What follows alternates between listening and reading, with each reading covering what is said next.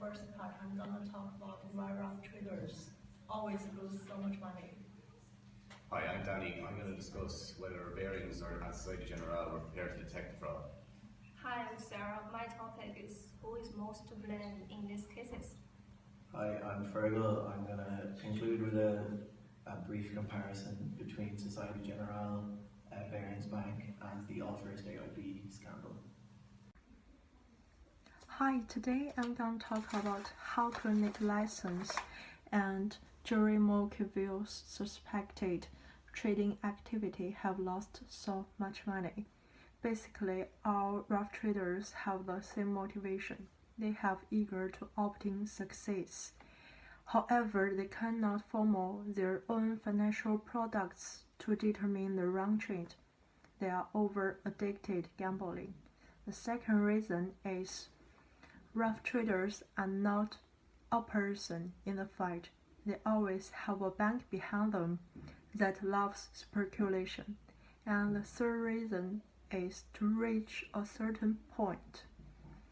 For example, when rough traders reach a certain bank transaction amount, irrational choice become reasonable choice.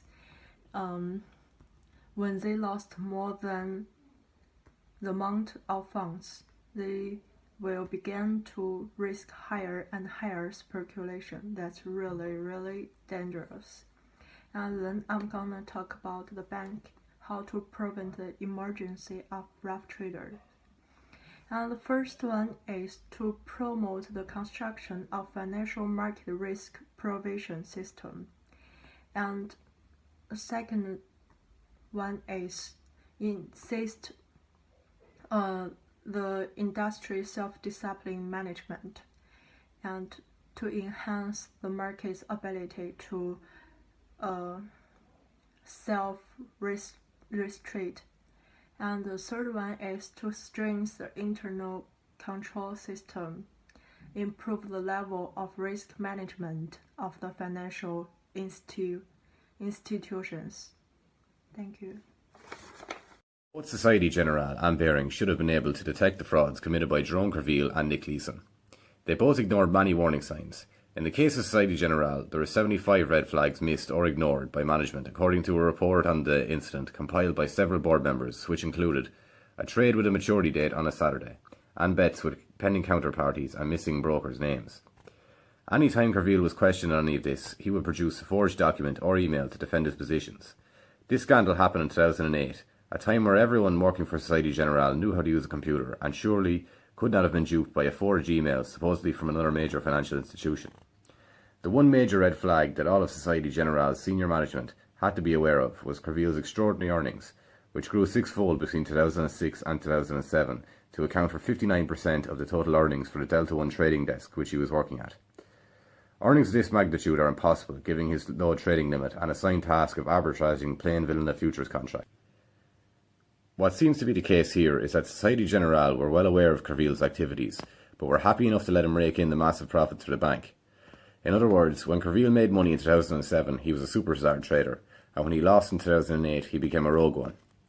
Barings may have been less capable of detecting the fraud committed by Nick Leeson, given that he was the main man in their Singapore operation, but the decision to let him run the trading desk and the back office was a poor one. Worse still was Barings' willingness to give Leeson endless amounts of money to supposedly meet margin calls without ever properly looking into his positions, as well as their lack of knowledge on CIMEX regulations, which would have prohibited them from funding clients' margin accounts, which was the excuse Leeson gave to Barings. Barings seemed to be a deeply flawed organisation, one that ignored several warning signs going back years. They seem to have wanted to ensure the stream of profits from Singapore and boost bonuses so much that they were reluctant to impose tight controls. Hello everyone, I'm Sarah. I'm doing the third topic, who is most to blame. I think firstly, we should blame the rogue trader themselves, because I think both of them are just too eager to achieve their success, and they cannot face the failure of their judgment towards the markets. They both have the illusion that they can always win back.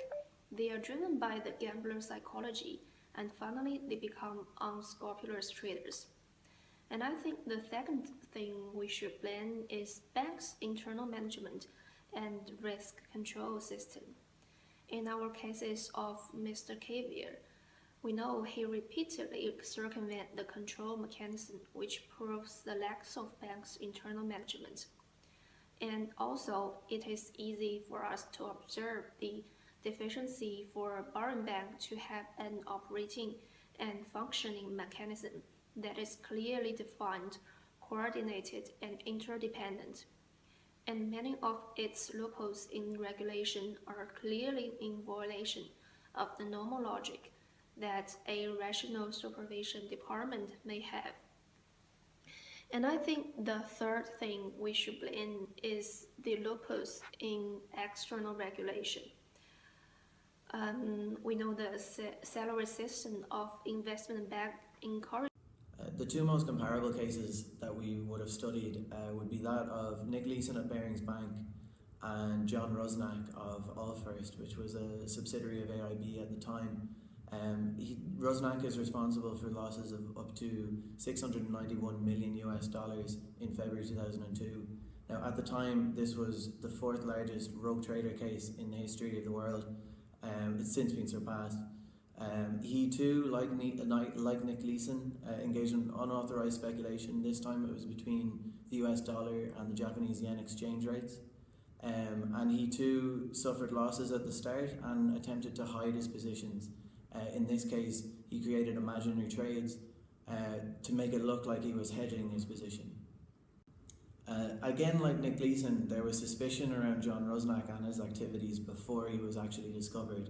A lot of co-workers would have reported some suspicious activity involving John Rusnak to the board of Allfirst, but this was ultimately ignored. There's also reports of Goldman Sachs refusing to do business with him as a result of these suspicions. Now, in the end, Rusnak was sentenced to 7.5 years in prison, of which he served less than 6 years, and he was also ordered to repay the entire $691 million that he lost Allfirst in the end. Now, what is remarkable is that two such similar cases could occur just 10 years apart. Now, after the Nick Leeson Barings Bank scandal, there was a tightening of regulations surrounding these unauthorized speculative traders. But this didn't really reach down to these smaller institutions like Allfirst. The only difference between these two cases of rogue traders would be the scale at which the losses ended up. Now, comparisons can be made between John Rusnak at Allfirst and Société, Générale and Jérôme Kerviel. There are differences here though at the same time. Kerviel also served a prison sentence. He served 5 years and was ordered to repay the entire debt that he lost. He also engaged in unauthorized speculative trading when he was supposed to be hedging, and he attempted to falsify some trades in order to hide his position. The difference between these two cases would be that the jury is still out on where the true guilt and where the blame lies in the Société Générale case. A lot of people believe that Kerviel didn't work alone, or that he couldn't work alone. He didn't have the intellectual power, that he didn't have the ability to hide such massive trades from management. And really that is where the distinction between those two cases would lie.